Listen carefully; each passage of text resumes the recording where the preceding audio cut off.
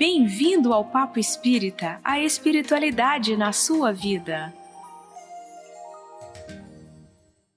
Sejam todos bem-vindos, este é o programa Papo Espírita. Nosso tema de hoje é sobre o bem-estar material e as privações voluntárias segundo a doutrina espírita. Para isso a gente convidou Ricardo Honório, que é palestrante, ele tem um programa na TV Comunhão chamado Livro dos Espíritos em Nossa Vida, e ele também participa do programa Comunhão Inspira, que é um programa mensal aos sábados, lá no Auditório Bezerra de Menezes da Comunhão, está disponível também pela TV Comunhão. Seja bem-vindo, Ricardo, tudo bem? Tudo bem, Ana. Muito obrigado mais uma vez pelo convite. É uma satisfação enorme estar aqui com você, com a Miriam, com a Thelma, e, se possível, contribuir com esse programa que certamente tem levado uma mensagem espírita, esclarecimento para muitas pessoas. Muito obrigado pelo convite. Miriam e Thelma também, né, com a gente. E, Ricardo, a gente escolheu você porque você é um especialista em livros dos espíritos. E Kardec perguntou aos espíritos sobre essa busca do bem-estar material, que muita gente tem dúvida, né? Será que buscar melhorar materialmente, crescer financeiramente, ter bens, desfrutar disso, é um problema para a doutrina espírita? E, por outro lado, existem muitas pessoas que querem se privar voluntariamente de várias coisas. Do convívio social, muitas vezes, de alimentos. E Kardec falou sobre tudo isso com os espíritos. Então, a gente vai começar se perguntando, né? Kardec usou as questões 718 a 727 de O Livro dos Espíritos para tratar desse assunto. Por que Kardec teve essa curiosidade, Ricardo? Ana, você me perdoe, mas eu vou começar a minha fala fazendo uma leve correção na sua fala inicial. Eu não sou especialista de nada. Eu sou um enxerido, como se diz lá no Nordeste, né? Eu gosto de estudar o Livro dos Espíritos, e esse trabalho que eu faço com o Alcir Almeida, que você acabou de citar, o programa O Livro dos Espíritos em Nossa Vida, tem nos ajudado a, juntos, construir ali um raciocínio, algum entendimento sobre o Livro dos Espíritos. Não resta dúvidas que, sendo o livro básico da doutrina espírita, o primeiro livro que o Kardec editou e publicou, e contém a filosofia espírita, não resta dúvida que é um livro de grande importância para todo aquele que queira ver a vida sob a ótica espírita. E com a sua pergunta, por que o Kardec se debruçou sobre essas questões, né, da busca do bem-estar, ou daquelas pessoas que buscam privações voluntárias, talvez como uma forma de tirar de si um pouco das culpas, muitas vezes inconscientes, que trazemos do passado. Ele abordou nesse conjunto de questões que você já citou, né, das 718 a 727. E já deixamos aqui a solicitação ou a orientação para que os nossos ouvintes não fiquem só nesse bate-papo. Vá lá no Livro dos Espíritos, leia essas questões. E, além do Livro dos Espíritos, tem uma obra muito interessante que eu gosto de recomendar também, que é a obra Filosofia Espírita, do Miramês. É um conjunto, se não me engano, 16 volumes, onde o Miramês, por intermédio da psicografia do João Nunes Maia, comenta cada uma das questões do Livro dos Espíritos. Então, desde já fica aqui a recomendação. Então, vamos lá. É lícito nós buscarmos o nosso bem-estar físico? É lícito nós buscarmos ter bens, ter uma casa confortável, ter uma roupa confortável, ter um carro o mais confortável possível? É lícito, por exemplo, viajarmos, tirarmos férias? É claro que é lícito. A gente tem que partir do princípio que quando Deus preparou esse planeta e decidiu nos colocar aqui, ele nunca teve a intenção de nos fazer sofrer. Eu tenho ouvido, de vez em quando, as pessoas dizerem assim, mas Jesus disse que a felicidade não é deste mundo. É verdade, ele disse isso. Ele disse isso para deixar claro que este não é um mundo feliz, que existem mundos superiores onde nós vamos encontrar a felicidade verdadeira. Mas em lugar nenhum ele proibiu a gente de ser feliz, proibiu a gente de ter uma vida mais agradável possível. Outros dizem assim, mas Jesus, o Filho do Homem, não tinha onde reclinar a cabeça. Ele não precisava disso. Mas quando ele pediu ao Zaqueu que o acomodassem, e ele foi criticado por isso naquela época, ele fez uso das instalações confortáveis do Zaqueu, que era um homem rico naquela época. Então, na questão 718 de O Livro dos Espíritos, o Kardec começa essa temática perguntando se a lei de conservação obriga o homem a prover as necessidades do corpo. Obriga. E os espíritos disseram que sim. Sem força e sem saúde, o trabalho é impossível. E nós, se a gente lembrar do conceito de saúde que a OMS nos dá, que a Organização Mundial da Saúde nos dá, saúde não é um corpo sem doenças.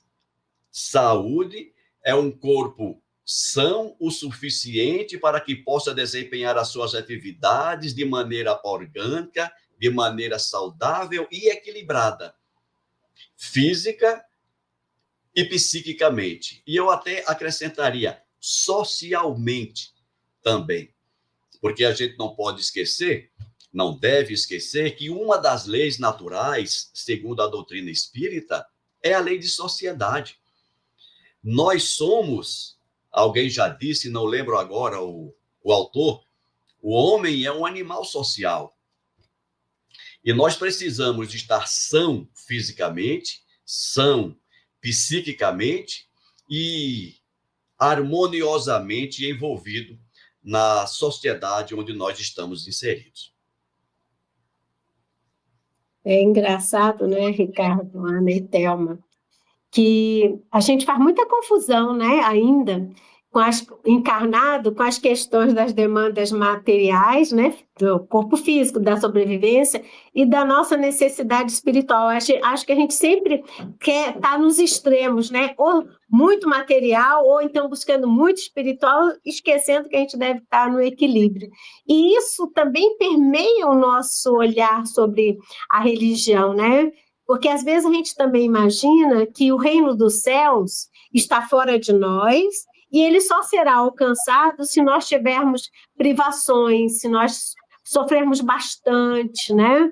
E, na verdade, a doutrina dos Espíritos vai nos dizendo outras coisas, né? O que você está nos trazendo do Livro dos Espíritos é que não há mal algum que a gente busque esse bem-estar material. Como é que a gente vai relacionar, nesse olhar ainda de pouco compreensão, com a questão de obter, né, o reino dos céus e também com a questão da busca do bem-estar material, Ricardo? Miriam, você levantou uma questão interessante, que é essa confusão que muitos de nós ainda fazemos, e inclusive no meio espírita, porque a gente tem uma... Quando eu digo a gente, estou generalizando, né? De maneira geral, nós temos a ilusão de que o espírita, ou de todo aquele que se diga espírita, é uma pessoa bem instruída e bem orientada. Deveria ser, pelo conjunto das obras que nós temos. Mas a gente sabe que nem todo aquele que se diz espírita estuda, pesquisa, se informa, reflete, porque não é só ler, é ler, refletir, tirar conclusões. E muitas vezes nós cometemos esses equívocos. Nós sabemos que o objetivo da vida neste planeta, e eu vou considerar apenas este planeta, é o processo evolutivo do espírito. O objetivo é a evolução espiritual. Mas a gente não pode esquecer, não deve esquecer, de que a vida material é caminho, é meio para que nós atinjamos essa tão propalada evolução espiritual. Então, se você não faz bom uso, se você não aprende como utilizar bem o instrumento da vida biológica, da vida física, dificilmente você vai atingir o espiritual, porque você confunde uma coisa pela outra. O Carl Gustav Jung, o criador da psicologia analítica, tem uma frase dele que eu gosto muito, quando ele diz assim: nós nos preocupamos muito em ser bonzinhos, em ser perfeitos, enfim, em atender às expectativas individuais ou coletivas dos outros. E ele diz: isso não é importante neste nível evolutivo que nós estamos. E o Jung não tem nada a ver com o espiritismo.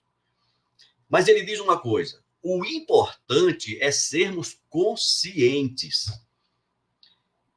Termos consciência do nosso papel neste mundo, ter consciência do uso que devemos fazer dos instrumentos que a natureza nos dá. Mas, por outro lado, tem uma coisa que nos atrapalha nesse processo, que é o nosso sentimento de culpa inconsciente. Por isso que o Jung fala da necessidade de sermos conscientes. A Joana de Ângeles, nas obras que compõem a série psicológica, ela aborda bastante a questão do auto-perdão. O perdão, eu diria, ele é mais importante do que o perdão. Por que que o auto-perdão é mais importante do que o perdão? Se a gente lembrar daquela resposta que Jesus deu quando ele foi perguntado qual era o maior mandamento, e ele disse que o principal, o maior mandamento é amar a Deus sobre todas as coisas. E o segundo, que é similar ao primeiro, é que nós devemos amar ao próximo. Mas ele disse como é que nós vamos conseguir amar ao próximo. Como é que nós devemos amar ao próximo? Como a si mesmo. Não foi isso que ele disse? Nós devemos amar ao próximo como a si mesmo. E, às vezes, esse como a si mesmo passa despercebido. Se eu não me amo, eu não vou amar o próximo. Porque eu devo amar ao próximo como eu me amo. Se eu não me amo, se eu não cuido de mim, se eu não me perdoo, se eu não faço o que tenho que fazer comigo, que é o próximo mais próximo que eu tenho, jamais eu vou conseguir chegar ao outro. Então, o Jung é mais uma vez muito feliz quando ele aborda a questão do inconsciente coletivo, que é o ambiente psíquico onde estão armazenadas todas as nossas experiências pretéritas.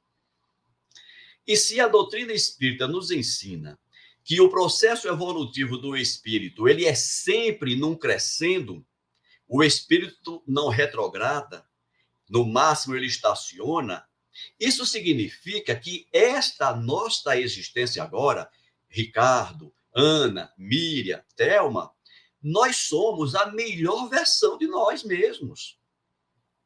Se o processo é sempre crescente, significa que aqui para trás tem uma ladeirinha para baixo, né? Então, hoje nós somos o melhor de nós. Consequentemente, nós temos uma série de coisas no passado, como diz aquele filme, né? Eu sei o que você fez no verão passado. Os espíritos sabem o que nós fizemos no verão passado e nós, inconscientemente, também sabemos. Qual é a consequência disso? Culpa. Nós sentimos culpas inconscientes. E enquanto a gente não erradicar de nós essa culpa, se conscientizar de que errei, ok, reconheço que errei. Por que eu errei? Porque eu não sabia. Mas com base em que você diz isso? No próprio Cristo. Quando ele estava na cruz e ele olhou para o céu e pediu a Deus que perdoasse os seus algozes, ele também justificou o seu pedido. E qual foi a justificativa que ele deu? Pai, perdoa, eles não sabem o que fazem. Ora, então, às vezes que eu errei, eu também errei por ignorância. Eu poderia até ter consciência do que estava fazendo, mas era ignorante. Ignorante das leis naturais que regem o nosso processo. Então, quando eu me conscientizo disso, eu tiro de mim um peso enorme. E quando eu tiro esse peso de mim, eu começo a pensar assim: não quero sofrer, porque eu não sou qualquer um. Eu sou um filho de Deus. Ora, não é qualquer um. Eu sou um filho de Deus. Ele me ama. Ele também não quer me ver sofrer. Por que que eu vou buscar sofrimento voluntário? Então, eu devo procurar o melhor para mim. E isso não é egoísmo. Se considerarmos Ana, Miriam, Thelma e todos que nos ouvem, se a gente pensar assim, eu sou pai, acredito que vocês também devam ter filhos, e se não tiverem filhos, tem alguém que vocês amam. Vocês gostariam de ver essa pessoa que vocês amam sofrer? Ninguém gosta de ver um ente querido sofrer. Consequentemente, Deus não quer nos ver sofrer também, ele é nosso pai. Então, quando eu busco um sofrimento voluntário, eu estou atingindo não só a mim, mas eu estou atingindo aquele que mais me ama, que é o nosso Pai Celestial. Isso sem considerar os outros, nossos pais biológicos que também nos amam, nossos irmãos, nossos amigos. Então, só por isso, já se justifica que não é correto buscarmos sofrimentos voluntários e que não é correto abdicarmos das benesses, dos confortos que a vida pode nos dar, honestamente, obviamente, como uma forma de buscar aperfeiçoamento espiritual. Isso não é buscar aperfeiçoamento espiritual. Isso significa desconhecer as leis que regem o processo de aperfeiçoamento espiritual. Eu queria te perguntar sobre as mortificações, né? Porque, assim, até na literatura espírita fala do silício, né, que é um instrumento que as pessoas usam para se depurar, né, através do usavam, né? Não sei se usam ainda, né? Mas exatamente. Muitos monges usavam. Deixa eu completar só um pouquinho, Thelma. Eu lembro que, para finalizar a pergunta, eu lembro que eu li um livro sobre a Isabel, né? A rainha Isabel, não era? Que usava, que foi muito santa, e ela usava o silício. O livro dela é lindo, mas ela tinha aquele contato, era uma pessoa extremamente bondosa. Ela usava o silício como forma de se conectar com Deus. E eu não consigo entender, naquela época que eu li o livro, Ricardo e Thelma, eu não consegui entender por que ela, um espírito tão evoluído, usava o silício. Né? Acho que é isso que você está falando, né, Thelma? Exato. Inclusive, tem até países, né, que são católicos, né, mas que na Semana Santa, né, eles fazem uso faz procissão, aí vai com chicote, tem até isso até hoje, né? Então, assim, é uma coisa que a gente, né, e eu acho que até psicologicamente deve ficar regado em algumas pessoas, né? Eu vejo por aí. E aí eu gostaria de saber, através do Ricardo, o que os espíritos responderam a Kardec sobre, né, esse assunto, porque é uma dualidade, na verdade, né, esse processo. É verdade, Thelma. Algumas questões, ou alguns fatores, melhor dizendo, participam dessas experiências. Um dos fatores nós já comentamos, a ignorância das leis, associada à culpa inconsciente que nós trazemos. E outro fator que também interfere, é um fator interveniente nesse processo, é o fator cultural. Vocês lembraram aí a questão eclesiástica, né, de alguns monges que se privam da vida em sociedade, etc, etc. Até hoje nós temos ali durante a Semana Santa, em algumas regiões do Brasil, acredito que em outras partes do mundo também tem alguém que ainda faça isso, aquelas mortificações como uma forma de se despojarem dos pecados, digamos assim. Ignorância. E quando eu digo ignorância, não é no sentido pejorativo, não é no sentido de querer atingir. É ignorância, desconhece as leis que regem o processo. Quando Kardec levou essa questão para os espíritos, e na questão 720, o Kardec fez a seguinte pergunta: as privações voluntárias que visam a uma expiação igualmente voluntária têm algum mérito aos olhos de Deus? Olha que pergunta, eu acho que é isso que você está levantando. Tem algum mérito para Deus? Olha, eu estou me privando, eu estou me martirizando voluntariamente. E os espíritos deram uma resposta bem curtinha. Eles disseram assim: fazei o bem aos outros e obtereis mais mérito. Se você quer se recompor das tuas faltas passadas, faça o bem aos outros. Procure alguém que está passando por uma necessidade material, social, enfim, e ajude essa pessoa. Não tem mérito maior. Mas, na sequência, ainda não satisfeito, o Kardec fez outra pergunta: haverá privações voluntárias que sejam meritórias? Aí o Kardec abriu o leque, né? Tem alguma coisa que a gente faça voluntariamente que seja meritório? E aí eles dizem: tem sim. Aquela privação que você se lança para beneficiar alguém. Então, por exemplo, um pai que deixa de se alimentar porque tem pouca comida, para dar o alimento para o seu filho, para sua esposa, para alguém.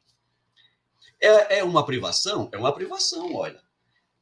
A lei de conservação diz que eu tenho que me alimentar para manter a minha saúde orgânica. Mas eu tenho aqui um pão que iria me alimentar, mas tem uma pessoa aqui necessitada também, que não tem pão. Ou eu divido o pão à metade, e aí eu vou comer apenas a metade do pão, ou eu dou aquele pão todo para aquela pessoa. Essa é uma privação meritória. Eu estou dando o exemplo da comida, mas a gente pode imaginar aí quantas privações a gente pode se submeter, tendo em vista beneficiar alguém. Essas sim são meritórias. Mas aquelas que atendem apenas o nosso ego, que atende apenas a nossa perspectiva de benefício, por eu me julgar um pecador e eu estou aqui me martirizando, essa não... eu lamento, a pessoa vai se decepcionar quando chegar do outro lado achando que tem um monte de mérito e vai dizer: olha, não serviu de nada aquilo. Pelo contrário, você estava danificando o instrumento que a natureza te deu para você construir a sua evolução verdadeiramente. Se machucando, né? Sim, machucando o corpo. Isso. Eu lembrei, Ricardo, quando você falou da culpa, né? Uma vez a Maíse Braga, que é uma médium e palestrante da comunhão, ela foi perguntada por um rapaz, ele dizia assim, ele morador de Brasília, ele dizia: olha, eu tenho uma lancha que eu eu passeio de barco no Lago Paranoá, eu me visto muito bem, eu frequento bons restaurantes, eu viajo para o exterior, eu tenho uma vida materialmente muito boa. Isso é ruim para o meu espírito? Aí ela respondeu, não, desde que tudo isso que você tem seja construído de forma honesta, né? Através do seu trabalho, e desde que você esteja ajudando outras pessoas. Porque você ter isso não significa que é ruim espiritualmente para a sua evolução, mas se você não estiver ajudando ninguém, que é isso que você uniu as duas coisas, né? Então, a gente, historicamente, né, Ricardo, a gente vem com essa repetição de que a riqueza ela não entra no reino dos céus, né? Então, a gente tem essa culpa de que se a gente for bem dotado materialmente, significa que a gente não tem uma elevação espiritual, estamos como que em pecado, quando, na verdade, o problema eu não estou ajudando ninguém materialmente e eu tenho muito que ajudar, né? Porque eu tenho um excesso, né? Seria sobre isso? Completar, Ana. Só também lembrando, né? Eu sempre trago aqui nesses temas sobre o Evangelho segundo o Espiritismo, o homem de bem, acho que é capítulo 17. Que está lá colocando bem claro que quando você está na posição de empresário, de chefe e tudo, faz com carinho, você está tendo os bens, você contrata empregados, você alimenta todo aquele mercado de trabalho mesmo, né? E quando você está na posição de subalterno, você tem que fazer bem o trabalho. Então, assim, aí você gera um bem-estar, porque você está fazendo as coisas naquela posição que você está, fazendo bem feito, seja de chefe ou subalterno, na posição que você esteja. Então, isso é assim, sempre nessas questões essa questão de dinheiro, de tudo assim, a gente tem que ter esse cuidado, porque a gente vive num sistema de culpa. Então, assim, e quando a gente faz a coisa com a consciência tranquila, as coisas vão fluir de uma forma mais fácil, né, Ricardo? Não, eu vou entrar aqui antes do Ricardo, porque tem emendar um pouquinho. Na verdade, né, tudo é lícito desde que eu saiba, né, bem aplicar aquilo que me chega, né? Então, como é que eu uso essa riqueza, né? Como é que eu uso o meu corpo, né? Que, na verdade, ele é um empréstimo, né? Tudo de material que nos chega é um instrumento de aprendizado. E o uso é muito importante. Eu acho que é isso que nós estamos falando. Como é que eu uso aquilo que tenho, né? Daquilo que disponho, melhor dizendo. E da mesma forma, qual é a intenção que eu disponho? Porque são dois processos diferentes. Porque a intenção do dispor só para minha consciência ficar tranquila no sentido, não, eu estou dispondo de parte dos bens que eu tenho, porque eu vou garantir um pedacinho lá no reino do céu sendo boazinha, né? Também a intenção é importante. Como também essa maneira de como é que eu uso e quais são as minhas intenções, também diz respeito ao sofrimento, né? Como é que eu lido com o meu sofrimento, com que intenções eu adoto as soluções dos meus problemas, porque tudo isso vai nos levando a uma consciência, né? Para a gente deixar de ser automatizado naquilo que a gente faz, para que a gente tome consciência e entenda que para tudo tem um aprendizado. Ter disposição financeira tem um aprendizado, como também não dispor dela também tem outro aprendizado, não é isso? Exatamente. Eu queria começar. Vocês já falaram tudo, você nem precisava ter me chamado, Ana. Essas meninas aqui estão dando show. Uma vez, alguém me perguntou assim: os evangelhos de Jesus têm resposta para tudo na vida? E eu digo, Tem. Tem resposta para tudo. Nessa questão, eu estou lembrando aqui da parábola dos talentos, por exemplo, né? Muitas vezes a gente analisa aquela parábola apenas do ponto de vista financeiro. Não, porque Jesus deu 5, ele não deu 5 dinheiros, ele deu 5 talentos para um, 2 talentos para o outro e 1 talento para o outro. O que é talento? Talento é tudo aquilo que nos é oferecido e que deve ser utilizado de alguma forma. Então, o recurso financeiro é um talento? É um talento que a natureza nos dá. A saúde é um talento, a inteligência é um talento, a capacidade de comunicação é um talento. Tudo isso são talentos. Como você vai utilizar isso é responsabilidade de cada um. Aí é onde está o processo de provação do aprendizado, né? Então, quando o Espírito de Verdade, lá no capítulo 6, se não me engano, do Evangelho segundo o Espiritismo, ressalta para nós espíritas, principalmente, mas vale para todos, aqueles 2 ensinamentos, é para que a gente reflita sobre isso. Quais são os 2 ensinamentos que o Espírito de Verdade nos dá? Espíritas, amai-vos. Primeiro ensinamento. E o segundo, instruí-vos. A gente tem que buscar se instruir, ler, estudar, refletir, pesquisar, conhecer, para que a gente utilize da melhor forma possível os talentos que eu tenho. Quando a gente busca construir conhecimento a partir de informações que estão disponíveis nos livros, nas palestras, nas conversas, etc., etc., eu ganho uma capacidade maior para melhor administrar os meus talentos. Então, como esse rapaz que você citou, eu tenho dinheiro, eu tenho uma lancha, eu posso fazer isso? Ótimo! Você tem o talento do recurso financeiro.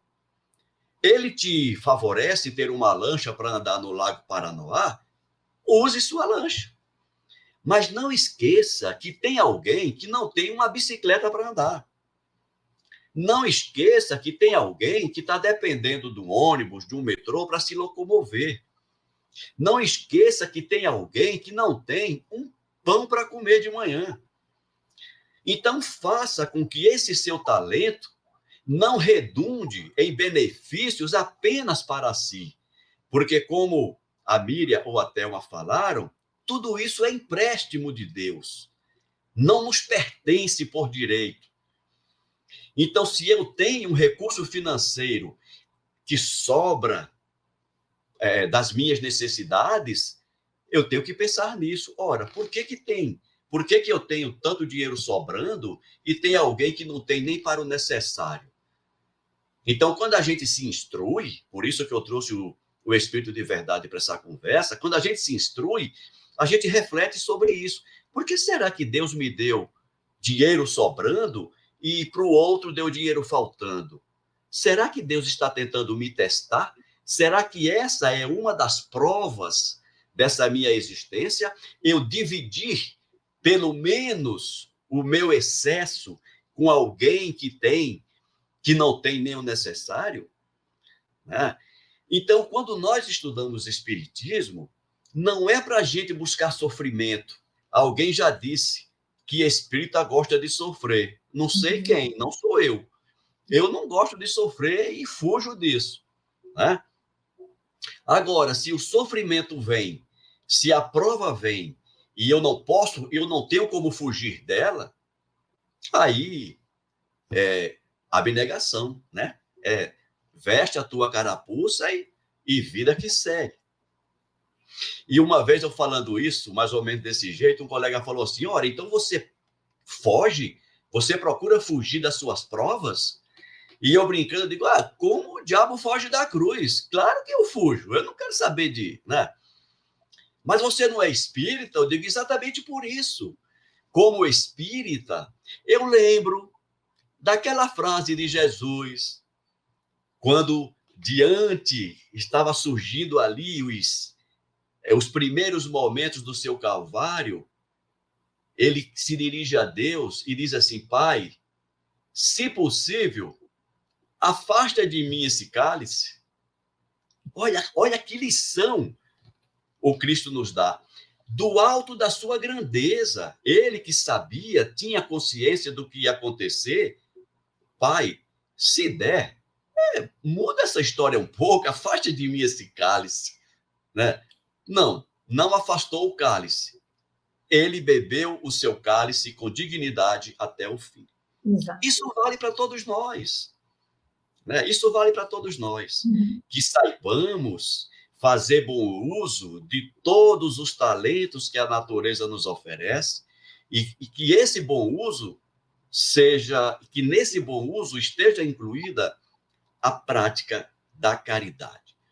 Quer seja a caridade material, considerando os recursos materiais, quer seja a caridade social, espiritual, a caridade moral, quando nós dedicamos um pouco de nós, nem que seja apenas um ouvido, para que alguém deite suas lamentações sobre eles. E, Ricardo, muita gente hoje está se tornando vegana, vegetariana, abrindo mão de determinados alimentos, como também uma forma, como antigamente também, né, ou muita gente ainda faz um jejum, né, em certas datas, como uma forma de elevação, de contato com a espiritualidade. O que Kardec perguntou sobre isso aos espíritos? Ana, antes de te dizer o que o Kardec falou sobre isso, esses comportamentos, eles vão além das questões alimentares. Por exemplo, isso aí é fatos que você falou, né? Gente que não para de comer carne. Ok, não como mais carne. Daqui a pouco você está no médico, porque a tua alimentação não é suficiente para nutrir o teu organismo, né? Não comer carne é indicativo de um processo evolutivo? Sim. Mas a gente não pode esquecer que o processo evolutivo ele não dá saltos. A natureza não dá saltos. Vai chegar um momento que nós não teremos mais necessidade de nos alimentarmos das carnes e do sangue dos nossos irmãos menores, os animais. Mas, por enquanto, gente, a gente não está com essa bola toda, ainda precisamos. Outra coisa, sexo. Quantas pessoas não existem que se abstêm do sexo como uma forma de buscar elevação espiritual? Não é isso, gente. O sexo, se bem que a nossa geração, principalmente vocês, as meninas, vocês devem ter sido criadas também ouvindo que sexo é pecado, que sexo é sujo, que é isso, que é aquilo outro, né? Isso pode estar no nosso inconsciente, é provável que esteja, mas é para isso que serve a doutrina espírita, para tirar essa nuvem da nossa cabeça e dizer não tem nada de pecado em comer um frango, de comer um bife de boi, de comer um bife de porco, em ter a sua prática sexual com o seu parceiro, com a sua parceira. Não tem nada de pecado nisso. O tal do pecado, ele vai existir no excesso do uso desregrado que façamos disso. Aí é onde nós vamos encontrar o tal do pecado, né, que é o comprometimento moral e espiritual. Então, essas questões, deixa eu ver se eu acho aqui, Ana, para ser bem correto, na pergunta que os espíritos fizeram, que o Kardec fez para os espíritos. Olha só, na questão 727, por exemplo, o Kardec perguntou se não devemos criar para nós sofrimentos voluntários que não têm nenhuma utilidade para os outros. Devemos preservar-nos daqueles que podemos prever ou dos que nos ameaçam. Então, nessa pergunta, a gente pode colocar, por exemplo, aqui a prática sexual. Eu não vou à praia, porque aí eu vou ver muitas mulheres bonitas de biquíni, e isso é uma ameaça para a minha harmonia. Gente, se você está nesse nível, realmente, não vá à praia não, mas procura um psicólogo, vai te tratar, né? Vai te cuidar, porque o problema está demandando um bom acompanhamento nesse sentido. E os espíritos disseram o seguinte: o instinto de conservação foi dado a todos os seres contra os perigos e os sofrimentos. Está aí. O instinto de conservação é exatamente para a gente fugir disso. Fustigai o vosso espírito e não o vosso corpo. Na questão sexual, você é incontinente. Fustigai o vosso espírito. Olha, admira, deseja. Tudo isso faz parte do processo. Contenha o seu desejo. Tem um professor, não vou lembrar o nome dele agora, um professor de filosofia da USP, onde ele trata dessa questão de maneira até hilária. Né? Certa vez ele estava no programa do Jô Soares, numa entrevista, e o Jô Soares fez a seguinte pergunta para ele, olha só. Professor, é verdade que o senhor deseja todas as suas alunas? E ele disse assim, não, Jô, não é verdade. Eu não desejo todas, eu desejo apenas as mais bonitas. Isso pode parecer uma desorientação para um professor, e ele diz, o que acontece, gente? O desejo sexual, o desejo por determinados alimentos, o desejo por qualquer coisa é da natureza humana, faz parte do processo. Onde é que entra o racional que nós dizemos ser? É no controle dos desejos, na educação dos desejos. Aí a gente vai lá em Kardec, quando ele conceituou os verdadeiros espíritas, lembra o que foi que ele disse? Reconhece-se o verdadeiro espírita pelo esforço que ele faz para domar as suas más inclinações. Exatamente o que o professor fala.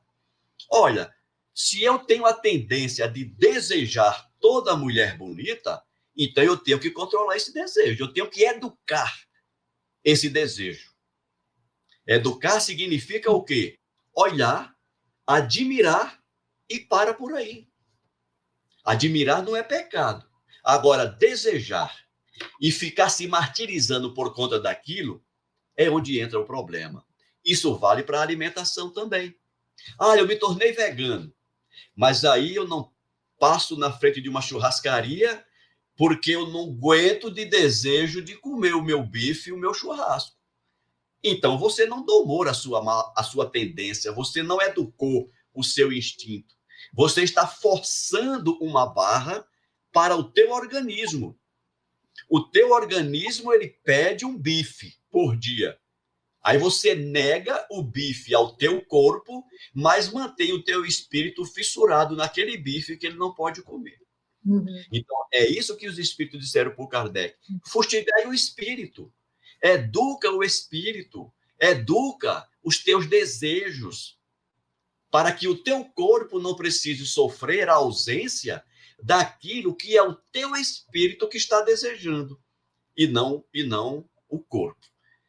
Então, Ricardo, nesse sentido que a gente tem que buscar esses esclarecimentos, Ana. Eu vou pedir para você, já que nós estamos aqui finalizando o programa, infelizmente, uma mensagem final para as pessoas que nos assistiram, que estão preocupadas com, por exemplo, um excesso de materialismo que elas possam ter. A mensagem espírita começa a entrar dentro delas de alguma forma, querem fazer algumas mudanças em suas vidas, mas não sabem bem porque, como você disse, estamos imbuídos de uma culpa ancestral, temos informações desencontradas. Como a gente deve caminhar nessa seara, nessa questão da materialidade, do material, né? do excesso, do materialismo, e nessa questão da mortificação, aquilo que eu tenho que tirar, ou que eu tenho que me privar voluntariamente. Como que eu posso caminhar nisso de forma equilibrada, trazendo modificações para o meu espírito e nessa caminhada evolutiva? Como é que a gente pode sintetizar isso? Ana, eu vou um pouco atrás, mas não vou me delongar muito. O Leon Denis, lá no século XIX, disse uma frase que vem ao encontro dessa sua questão. O Leon Denis disse assim: a doutrina espírita surgiu no momento em que parte da humanidade atingira a maturidade espiritual necessária para compreender a mensagem espírita. Parte da humanidade está apta a assimilar o conhecimento espírita, outros ainda não. Se essa pessoa a que você se refere chegou para o espiritismo, se ela admite o espiritismo como uma bússola para orientar a sua vida, significa que ela esteja dentro desse número de pessoas que atingiram essa maturidade para assimilar a mensagem espírita. É o primeiro ponto.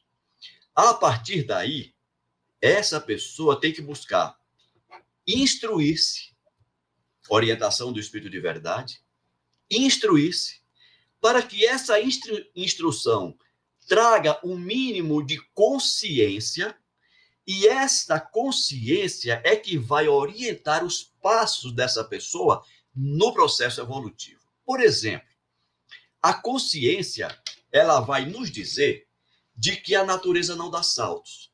Ela vai nos dizer que não é porque eu me tornei espírita que eu vou me tornar espírito evoluído. Essa consciência vai me dizer que a doutrina espírita não garante evolução espiritual para ninguém. A doutrina espírita, ela é um instrumento a mais que Deus nos faculta para que nós construamos esse processo de evolução. Então, se essa pessoa estudar bem a doutrina espírita, ela vai ouvir, ela vai ler, ela vai saber dessa orientação do Kardec, por exemplo. Reconhece-se o verdadeiro espírita pelo esforço que ele faz para domar suas más tendências. Então, nenhum de nós é obrigado, neste momento, a não ter nenhuma má tendência. Não, eu tenho minhas más tendências ainda, tenho consciência disso, mas eu estou obrigado no Kardec. Eu estou me esforçando, só eu sei o esforço que eu faço diariamente para domar essas más tendências. E é isso que Deus espera de nós. Deus sabe, Jesus sabe, que nós estamos num planeta de provas e expiações. Um planeta que ocupa o segundo nível no processo de evolução dos mundos. Então, Jesus não espera de nós grandes coisas. Ele sabe que a gente está aqui no comecinho. Logo, eu também devo ter um mínimo de humildade e reconhecer que eu estou longe de fazer o que, por exemplo, um Chico Xavier fez, o que um Divaldo Franco faz, o que tantos outros fazem. Isso, gente, é humildade. Uhum. Olha, eu reconheço que eu só posso fazer isso, então eu só vou fazer isso. Então, por exemplo, eu já cheguei a receber críticas em função de algumas palestras. Ora, você falou isso na palestra. E eu perguntei assim, quando você for fazer a palestra, você corrige isso que eu falei de errado.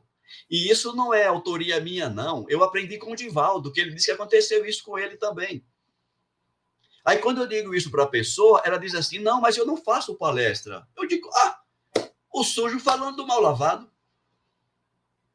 Então, a gente precisa ter essa humildade de saber que eu erro, mas eu estou procurando acertar. Eu tenho que ter a consciência de que eu estou no processo. Gente, eu acho que... Uhum. Ricardo, a gente quer agradecer imensamente a tua participação aqui conosco. Eu acho que deu para a gente elucidar muitas dúvidas. Bom, o Kardec tinha essas dúvidas, né? Que dizer nós?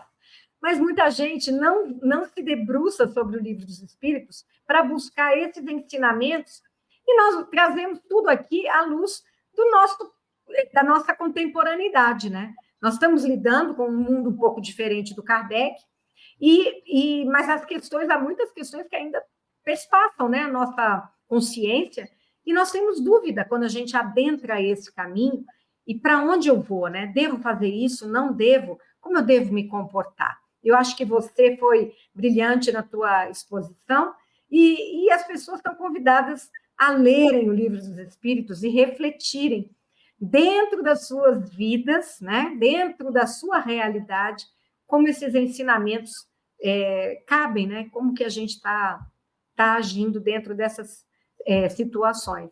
Miriam e Thelma, muito obrigada também. Ricardo, a gente quer aproveitar para convidar as pessoas a conhecerem seu programa, quem não conhece, né? Você vai ao ar no programa O Livro dos Espíritos em Nossa Vida, às terças-feiras, né? Pelo canal Isso. TV Comunhão. Às terças-feiras, às 18h45, a produtora está lançando sempre um novo episódio, mas não precisa se prender ao dia e ao horário, né? Porque os programas estão disponíveis no YouTube, então já quase 400 programas já disponíveis para os interessados que desejarem aprender um pouco com a doutrina espírita. Não com a gente, aprender com a doutrina. Não, e ali você vai seguindo uma ordem das perguntas, então as pessoas podem ter um estudo muito bem orientado, né? Com duas pessoas que conhecem e estão tentando também refletir sobre isso, que as questões são bem abertas, né? Cada um traz para si. E uma vez por mês, temos o Comunhão Inspira, em que você traz um convidado e faz um bate-bola com perguntas da plateia também, que é super interessante. Também disponível no canal TV Comunhão Espírita de Brasília, né? São 2 canais. E, se vocês gostaram, Papo Espírita vai ao ar às quintas-feiras, também 18h30, mas temos uma playlist, assim como o programa do Ricardo, de quase 400 programas. Fica o convite aí para vocês também conhecerem a nossa playlist. Então, muito obrigada a vocês todos que participaram aqui, a vocês aí de casa, e até a próxima.